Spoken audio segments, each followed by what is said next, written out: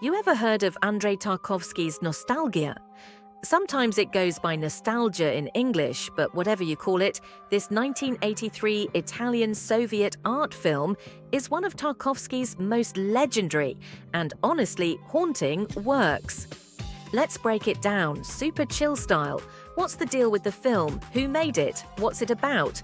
And why do people still talk about it? Here's the basic lowdown. The movie's called Nostalghia, or Nostalgia, and it came out in 1983. Tarkovsky directed it, obviously, and actually co-wrote it too, along with Tonino Guerra. Guerra's this famous Italian poet and screenwriter. You might have heard his name linked with giants like Antonioni and Fellini. The look of the film, that's thanks to cinematographer Giuseppe Lanci. The music's a cool mix of Beethoven, Verdi, and some stuff by Russian composer Artemiev, who worked with Tarkovsky a lot.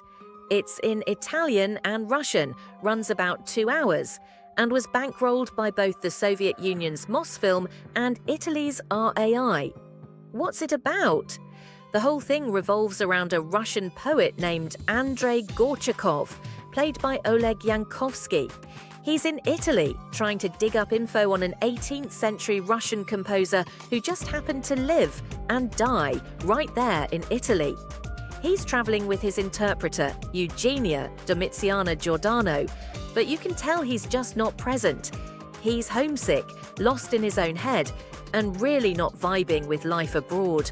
While he's there, he runs into this guy, Domenico Erland Josephson, local legend, former professor, and kind of seen as a nutcase by the townsfolk.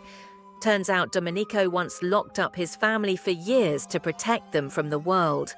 Now he spouts these wild ideas about how the world's doomed unless someone does something dramatic, something huge, on a spiritual level. The movie hits you right in the gut with 2 unforgettable scenes. Domenico gives this wild speech in Rome, and then, in a totally shocking turn, sets himself on fire. Gorchakov, meanwhile, tries to honor Domenico's last wish, to carry a lit candle across a drained pool as this ultimate act of spiritual faith. Tarkovsky milks every ounce of tension out of this long, drawn-out scene. It's like watching a dream in slow motion.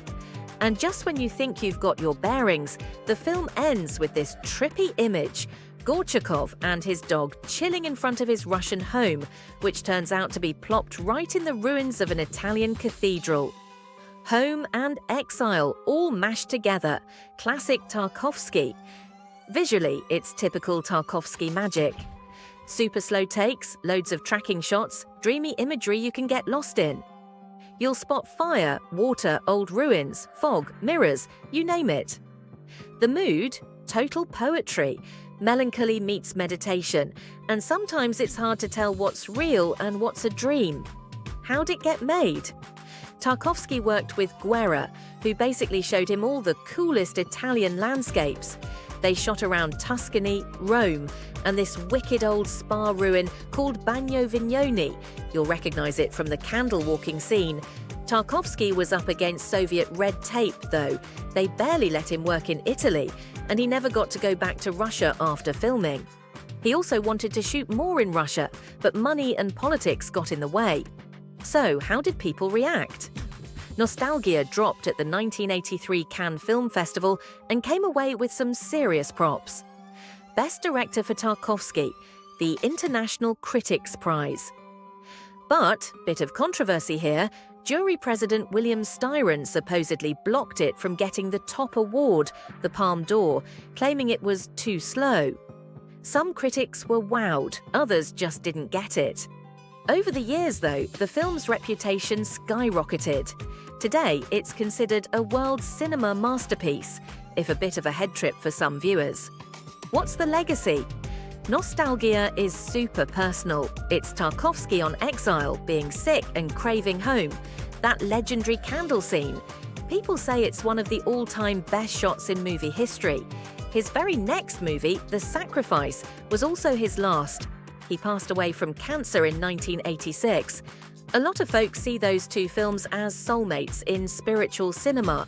Have you watched Nostalgia, got thoughts or theories? Drop them in the comments, and don't forget to subscribe to Movies of the 80s for more awesome throwbacks.